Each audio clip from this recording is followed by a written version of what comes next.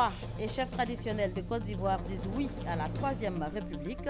C'est ce qui ressort de leur rencontre ce matin avec le chef de l'État, Yamoussoukro. Les têtes couronnées se sont engagées à défendre le oui dans leurs différentes régions. Dans l'actualité également, ce 24 octobre, la célébration de la journée mondiale de lutte contre la poliomyélite. La Côte d'Ivoire a été déclarée libre de cette maladie par l'OMS l'année dernière. Aucun cas enregistré dans le pays depuis 2011. Toutefois, la vigilance reste de mise. Et puis le Cameroun en deuil après le déraillement d'un train qui a fait près de 80 morts et 600 blessés. Le pays a observé ce lundi 24 heures de deuil national. Voilà pour les titres. Madame, Monsieur, bonsoir et bienvenue dans votre édition. On commence tout de suite par ce communiqué émanant de la CEI. La Commission électorale indépendante porte à la connaissance des partis et groupements politiques représentés au sein de la Commission centrale de la CEI, constituée en ensemble d'entités favorables au oui et identités favorables au non, qu'ils sont tenus de délivrer des mandats à chacun de leurs représentants pour le scrutin référendaire du 30 octobre 2016. La Commission électorale indépendante insiste que seules les personnes détentrices d'un mandat délivré en bonne et due forme par leur parti ou groupement politique pourront avoir accès à un bureau de vote. La Commission électorale indépendante compte sur le civisme et l'esprit de discipline de tous, et c'est signé Youssouf Bakayoko, président de la Commission électorale indépendante.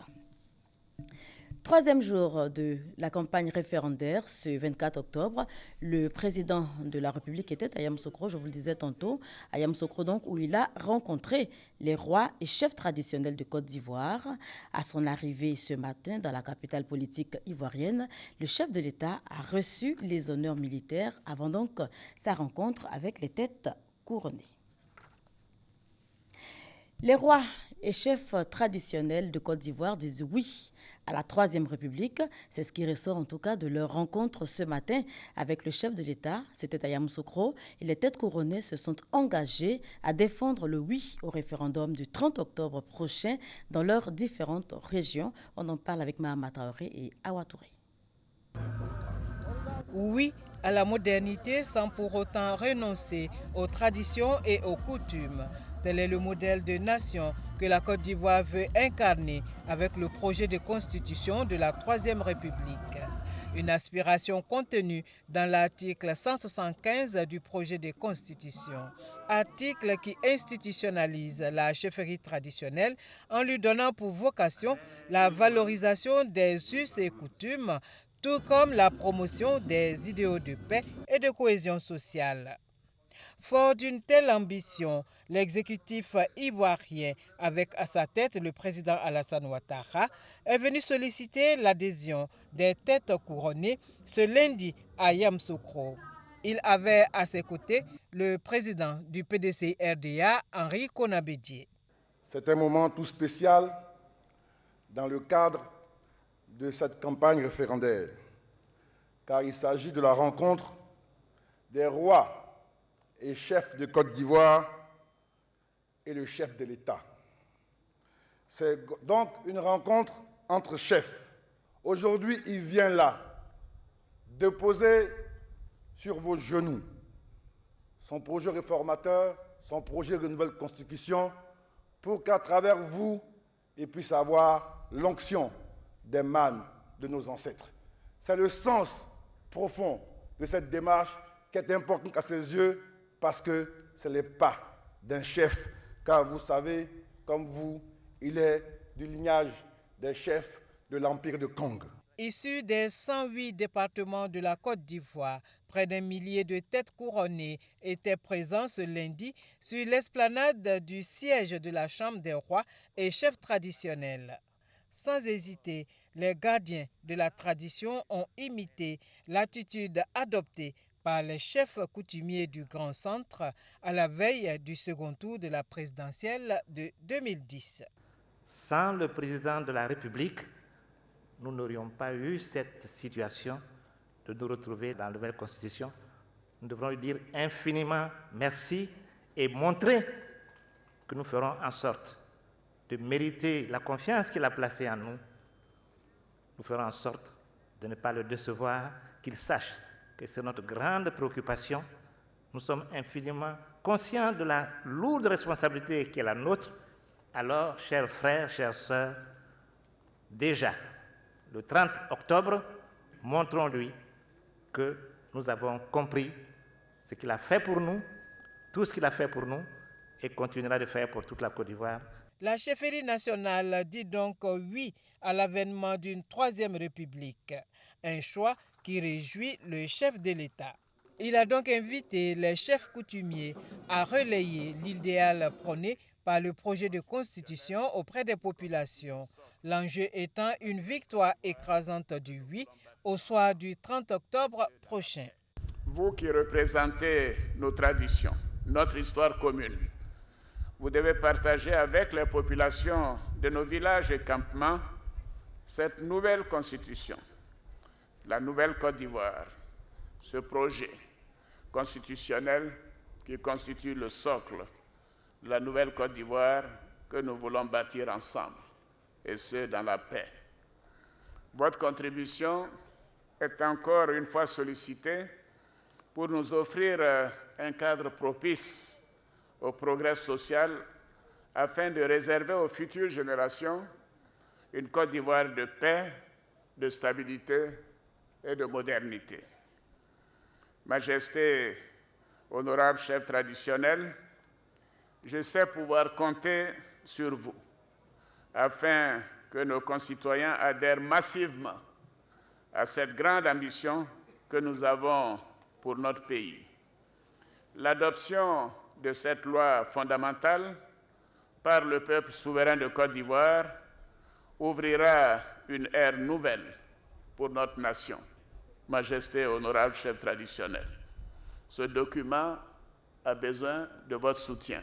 Comme pour marquer une fois de plus son attachement à la chefferie traditionnelle, le chef de l'État a offert la somme de 120 millions de francs CFA au roi et chef traditionnel, dont 10 millions pour la Chambre.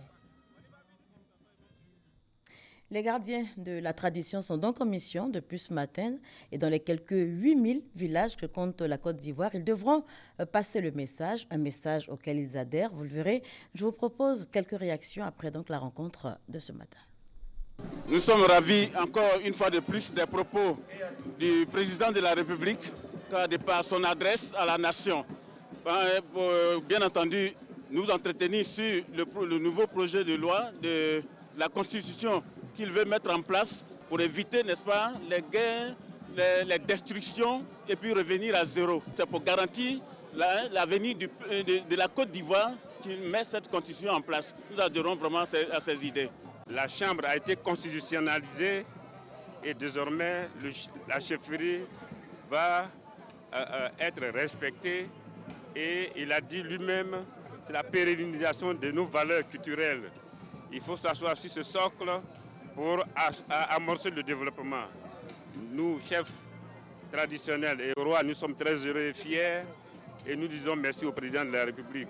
En ce qui nous concerne, nous allons faire en sorte que le oui soit massif pour effectivement adopter cette constitution. Avec cette nouvelle constitution, nous avons espoir que la Côte d'Ivoire sera dans la cohésion sociale, la paix et le développement durable. Parce qu'avec la composition de tous les fils de ce pays, le président nous a donné l'onction de faire en sorte de réconcilier tous nos enfants hommes politiques pour qu'ils ne pensent qu'au développement et à la paix.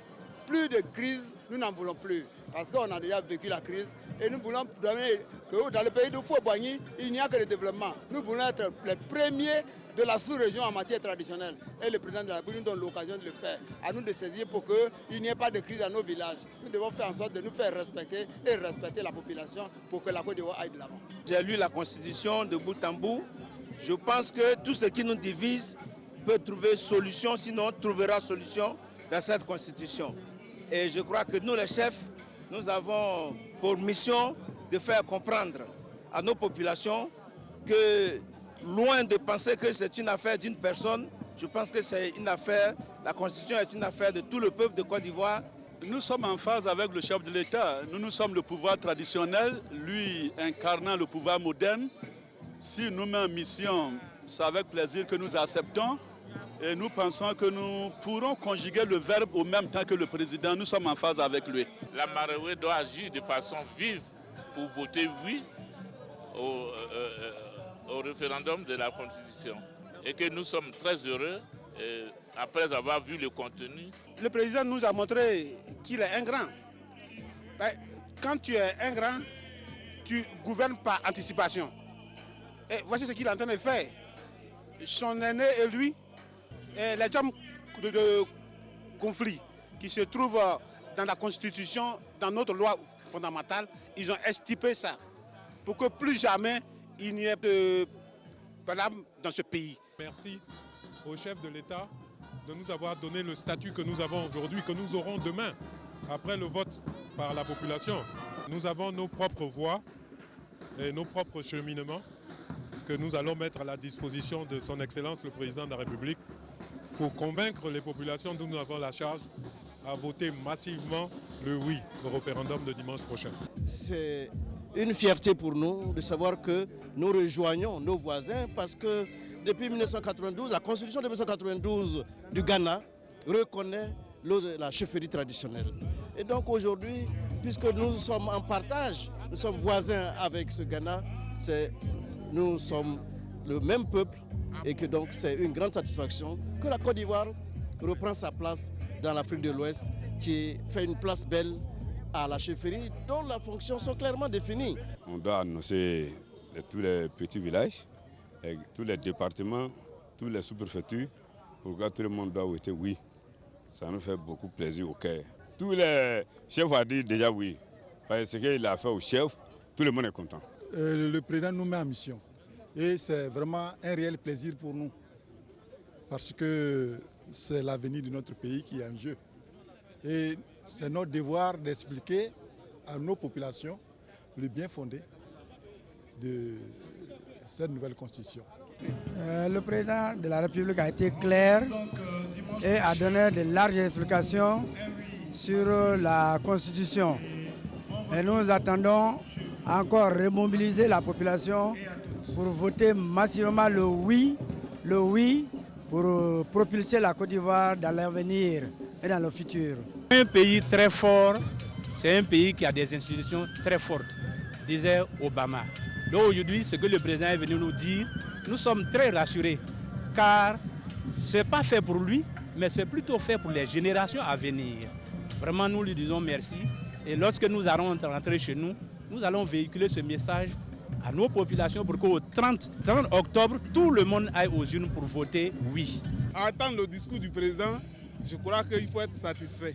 Nous retournons vraiment satisfaits et nous partons pour dire aux parents vraiment de voter oui. Quand on voit ce qu'il vient de dire, ce n'est pas pour lui, c'est pour nous, les Ivoiriens et les Ivoiriennes. Donc on le remercie bien, on le soutient à 100%. Nous sommes pour le oui massif pour cette nouvelle constitution, car nous savons que cette constitution vient régler beaucoup de problèmes, notamment en ce qui nous concerne en tant que chef traditionnel, et puis le problème crucial, le problème des fonciers, que ça règle de façon définitive. Nous sommes très contents et nous allons voter pour le oui, et nous allons vraiment demander aux populations de soutenir le président dans ce sens-là. Voter pour le oui, le mot d'ordre est le même dans toutes les communes du district d'Abidjan. À Bobo, le ministre Amadou Gon Coulibaly, cadre du RHDP, est allé justement pour en parler à la rencontre des populations. Gabriel Zané. C'est en terrain presque conquis que le ministre Amadou Gon Coulibaly a animé ce meeting de mobilisation. Ici, le lion, comme l'appellent affectueusement ses partisans, a rugi à plusieurs reprises. Pour lui, la nouvelle constitution permettra à la Côte d'Ivoire de renouer avec une stabilité durable. Cette constitution est la vôtre parce que c'est la constitution de la paix. Oui, c'est une constitution qui permet aussi de garantir la stabilité dans notre pays. Allez et dites à tous de sortir massivement et d'aller donc voter pour la Constitution en prenant le bulletin vert. Le maire d'Abobo, Adama Toungara, a promis de tout mettre en œuvre pour relever ce défi de la participation au référendum. Dans l'actualité également, ce 24 octobre 2016, la célébration de la journée mondiale de lutte contre la poliomyélite. Fort heureusement, la Côte d'Ivoire a été déclarée libre de cette maladie par l'OMS l'année dernière. Aucun cas enregistré dans le pays depuis 2011. Toutefois, la vigilance reste de mise. Novembre 2015, la Côte d'Ivoire est déclarée pays libéré de la poliomyélite. Cette mesure est l'aboutissement d'un processus de longue haleine et beaucoup d'efforts de la part du gouvernement avec le programme élargi de vaccination PEV. Depuis de nombreuses années, l'État de Côte d'Ivoire a fait de la lutte contre la polio l'une de ses priorités afin de bouter hors des frontières ivoiriennes cette maladie invalidante. De 1994 à 2011, on n'a dénombré que 114 cas. La persistance de la maladie dans certains pays de la sous-région tels que le Nigeria a freiné un tant soit peu cet élan d'éradication. Pour freiner la maladie, des campagnes de vaccination conjointes ont été menées avec certains pays. Il y a eu des campagnes de vaccination, on parlait de JNV, Journée nationale de vaccination, et la vaccination aussi de routine. On fait des vaccinations qu'on appelle synchronisées. On l'a fait en Côte d'Ivoire, au Burkina, au Mali, dans tous les pays qui sont dans le même bloc, on fait la vaccination en même temps, de sorte que si même un enfant doit voyager d'un pays à un autre, cet enfant-là puisse avoir accès à la vaccination pendant cette période. Depuis juillet 2011, aucun nouveau cas n'a donc été enregistré en Côte d'Ivoire. Le Premier ministre Daniel Kablan-Duncan a préconisé en juillet 2015 l'introduction en Côte d'Ivoire du vaccin antipoliomyélitique inactivé VPI pour des vaccinations de routine. Une initiative pour débarrasser le pays de la poliomyélite. Environ 650 000 enfants ont été pris en compte par cette vaccination. Elle signalait ainsi le début de la phase finale des efforts d'éradication de la poliomyélite. La tendance que nous avons dans la lutte contre la poliomyélite, c'est d'utiliser le vaccin polio oral au début, une goutte de polio dans la bouche des enfants selon le calendrier. Et ensuite, lorsque on a atteint le stade que nous avons actuellement, pays libre de poliomyélite, on passe à la phase de polio injectable. Aujourd'hui, la Côte d'Ivoire peut se féliciter d'avoir accompli une prouesse, mais la vigilance doit rester de mise. Ce que nous devons faire, c'est d'avoir un bon système de surveillance épidémiologique pour détecter toute l'apparition d'un cas éventuel de poliomyélite. L'autre chose qu'il faut maintenir, c'est la vaccination. Tout enfant qui naît dans ce pays et dans les pays africains et partout, doit avoir accès à la vaccination contre la poliomyélite. Les vaccins sont disponibles, les vaccins sont gratuits. Depuis 25 ans, le 24 octobre est déclaré Journée mondiale de lutte contre la polio, avec pour objectif éradiquer la poliomyélite. Et on parle santé toujours et de stress cette fois. Le stress est devenu l'une des principales causes de consultation dans nos hôpitaux. Comment comprendre ce mal? Comment réduire son impact sur la santé physique et morale de ceux qui en souffrent? Franck Wadio s'est penché sur le sujet. Regardez. Le centre de santé, Sylvia s'y rend rarement, mais ce matin, la jeune travailleuse doit s'y résoudre. La pression de son activité professionnelle a fini par avoir raison de sa santé. Ces derniers temps, je dors peu, je me réveille un peu tôt, vu mon emploi du temps. C'est pour ça que j'ai lié mon mal au stress. Un malaise dû au stress, une raison entre autres de la fréquentation de nos hôpitaux. Des cas gérés par ce médecin intervenant régulièrement en entreprise. Les principales causes du stress sont la surcharge de travail, le manque d'objectifs bien définis en entreprise, les horaires décalés, des conflits au niveau de la hiérarchie, c'est-à-dire des conflits de relations entre patrons et employés, et enfin le manque d'autonomie en entreprise. Le stress, situation d'anxiété débouchant sur des troubles organiques causés par l'inadéquation entre la tâche à accomplir et les possibilités de réussite. Et il trouve aussi sa source dans certaines difficultés du quotidien. Lorsque tu as des problèmes de finances, peut-être, un petit problème, un souci à la maison, arriver au travail, ça peut te pousser à avoir le stress et puis tu fais mal ton travail. Le stress aigu est circonstanciel, mais le stress chronique dure dans le temps et débouche sur des pathologies plus ou moins sévères, telles les troubles du comportement et du sommeil, ainsi que le diabète. Le rôle du médecin est donc de savoir prendre en charge ce type de malade. Le but du médecin, c'est de soigner le malade et non la maladie. Donc à la dimension physique de la prise en charge, il y a aussi la dimension psychologique. Il faut écouter le patient et vérifier si dans son histoire ou dans ses habitudes, il n'y a pas cette notion de stress-là qui pourrait expliquer les signes qu'il présente aujourd'hui. Comment prévenir le stress en entreprise? Il y a quelques pistes. Au sein de l'entreprise, nous recommandons ce qu'on appelle les cellules d'écoute. La cellule d'écoute, elle est pluridisciplinaire. Elle devrait prendre en compte un responsable des ressources humaines, un responsable des employés, donc les responsables syndicaux s'il y en a. Mais attention, à chaque type d'activité, son lot de stress, mais de plus en plus le ministère de la Santé, à travers le Programme national de la santé mentale, donne des outils aux praticiens. Le médecin reste médecin, mais seulement il faut aussi que les patients comprennent, je ne vais pas à l'hôpital pour prendre des médicaments, je vais à l'hôpital pour prendre des conseils pour gérer mon état de santé. Le médecin, l'infirmier, sage-femme ne sont pas obligés de guérir, mais doivent assistance à celui qui souffre. C'est celui qui souffre qui a les médicaments qui décide si je vais guérir ou non. Intégrer la dimension psychologique à la prise en charge médicale, l'angle principal d'ailleurs de la santé mentale.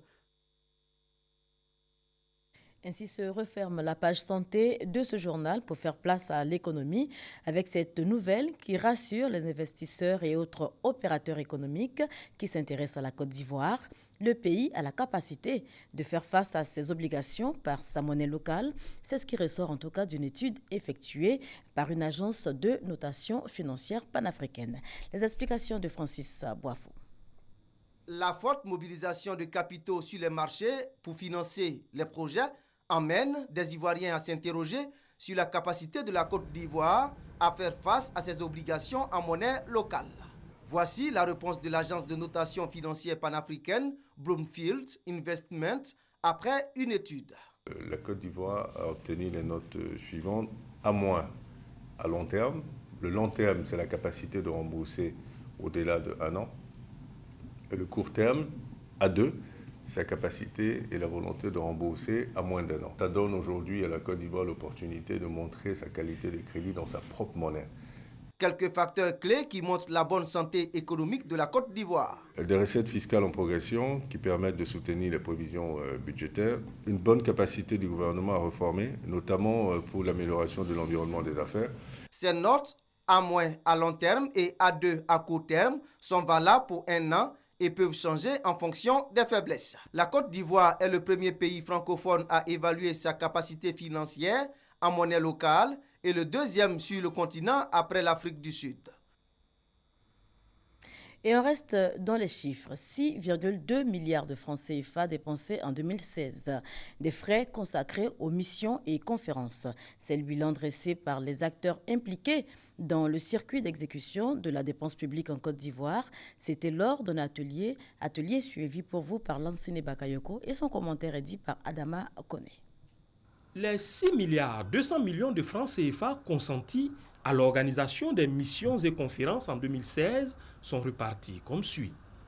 3 milliards 700 millions pour les missions hors du pays et 2 milliards 500 millions pour les ateliers et missions en Côte d'Ivoire. Quoi qu'important, la problématique ici n'est pas le montant. La problématique, c'est de faire une analyse par rapport à l'efficacité d'ensemble. Nous voulons que nos concitoyens aillent en mission dans de très bonnes conditions, mais nous voulons surtout que les ressources qui sont allouées aux missions soient gérées dans les conditions les plus appropriées possibles. Malgré la diversité des priorités, le gouvernement accorde une attention particulière à ses agents désignés pour effectuer des missions sur place ou à l'étranger, d'où l'amélioration des circuits administratifs. Aujourd'hui, nous notons avec satisfaction que les dossiers des conférences et missions à l'étranger, notamment les communications au Conseil des ministres, sont gérés de façon très rapide. Par exemple, au ministère du Budget, les communications adossées à des missions prévues sont traitées en moins de 48 heures. Et ensuite, la gestion financière est beaucoup plus efficace parce que les dispositions mises en œuvre permettent de mettre à la disposition des agents les ressources financières pour les missions. Et lorsqu'il arrive que des agents préfinancent les missions, l'encadrement de ces préfinancements et les remboursements se font à très bonne date. Au fond, l'exécution des missions s'adosse à un dispositif encadré par la commission interministérielle des conférences et missions. Le calendrier qui regroupe l'ensemble des activités à conduire au cours de l'année en constitue le document de référence. On s'intéresse à présent aux activités du ministre des Affaires étrangères. Albert Mabroutouakeus était récemment à Téhéran sur invitation de son homologue iranien. Il y était dans le cadre de la 43e session de l'OIC, Organisation de coopération islamique. Il en ressort, on va y arriver, que la Côte d'Ivoire va abriter la 44e session du conseil de cette organisation. Thomas Gessambi. Répondant à l'invitation de Mohammad Javad Zarif, son homologue iranien à Téhéran, pour une visite d'amitié et de travail, il s'est agi surtout pour Albert Touakeus Mabry, ministre des Affaires étrangères de Côte d'Ivoire, et son hôte, d'échanger sur la tenue, dans les meilleurs délais possibles, de la grande commission mixte de coopération ivoiro-iranienne avec pour point de mire la sécurité pour lutter contre le terrorisme aux effets dévastateurs sur l'homme et sur l'économie. Et c'est avec la volonté affichée de la République islamique d'Iran d'aider la Côte d'Ivoire, pays inscrit dans la dynamique d'émergence, que Albert Touakeus Mabry quitte Téhéran pour Tachkent, la capitale de la République d'Ouzbékistan. Au terme des travaux de la 43e session du Conseil des ministres des Affaires étrangères de l'Organisation de la coopération islamique, où il a été chargé de plaider la côte africaine et ivoirienne, Albert Touakeus Mabry obtient la tenue de la 44e rencontre des ministres des Affaires étrangères de l'OCI à Abidjan en 2017. Commentaire signé Thomas Gessambi. Top projet scolaire. C'est un concours organisé par le ministère de l'Éducation nationale à travers son programme éducation financière. Il a pour but de préparer les élèves de 10 à 17 ans des lycées et collèges à la culture de l'entrepreneuriat. Et bien pour cette deuxième édition, c'est le lycée moderne d'Adzopé qui a remporté la Palme d'Or. Chatal Ankanda.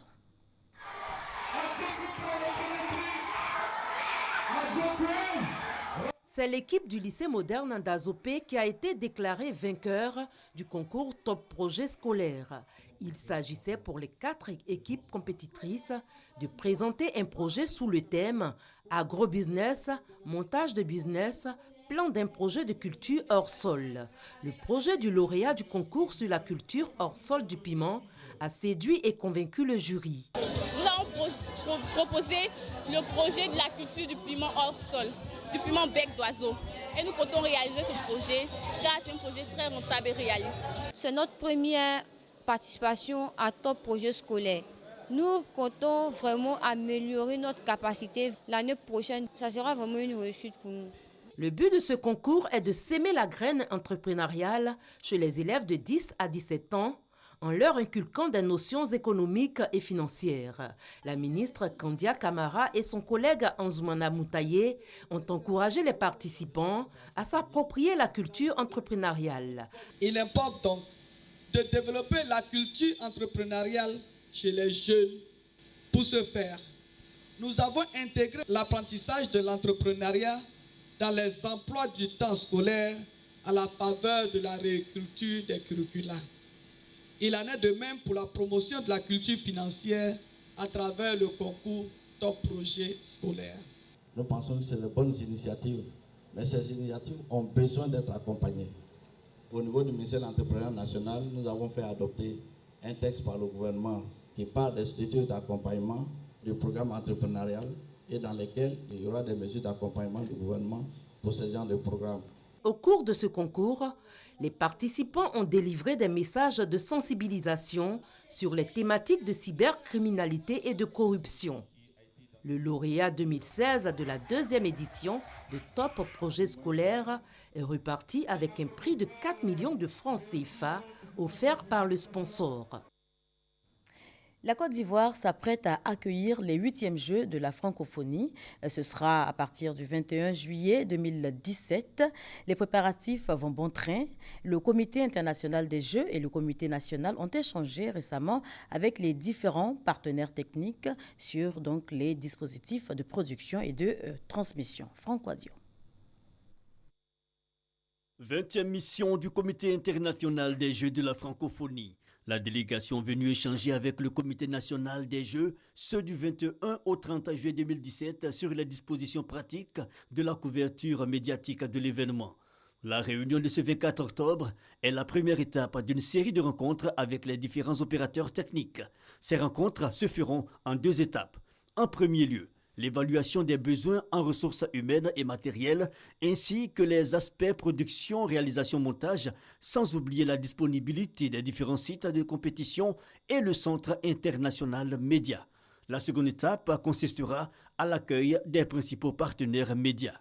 Avec Mahaman Lawan Seriba, chef de la délégation du comité international, plusieurs experts et producteurs dans le domaine production, réalisation, sport et culture. Ils ont noté leur satisfaction et se disent disposés à apporter leur assistance technique à l'équipe radio-télédiffuseur haute qui, notons-le, est la tâche dévolue à la radio-télévision ivoirienne RTI.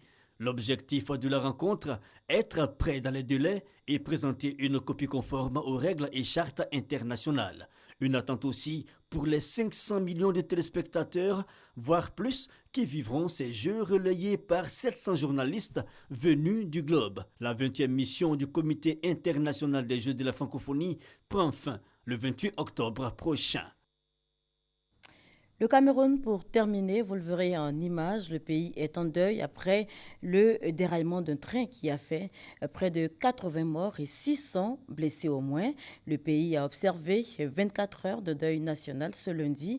L'accident a eu lieu sur l'axe Yaoundé-Douala. Le président Paul Biya a placé cette journée sous le signe de la ferveur patriotique.